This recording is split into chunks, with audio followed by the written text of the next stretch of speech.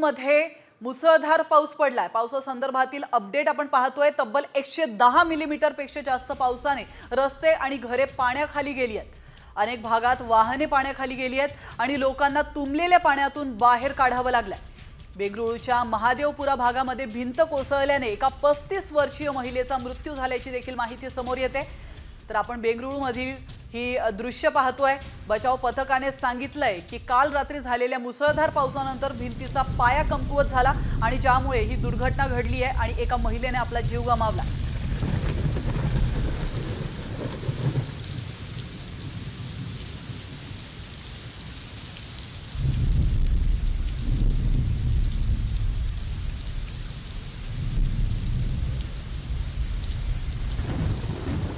आपण या दृश्यांच्या माध्यमातून पाहू शकतो बेंगळुरूमध्ये देखील मुसळधार पाऊस पडलेला आहे। पावसाने जनजीवन विस्कळीत झालेलं आहे।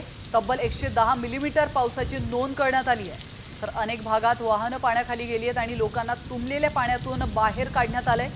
आपण या दृश्यांच्या माध्यमातून पाहू शकतो लोकांचे हाल होत आहेत। कार आणि दुचाकी देखील या पाण्यामध्ये अडकलेल्या आहेत। तर बेंगळुरूच्या महादेवपुरामध्ये एक भिंत कोसळली आणि या भिंतीखाली दबून 35 वर्षीय महिलेचा मृत्यू झाल्याची देखील माहिती समोर येते।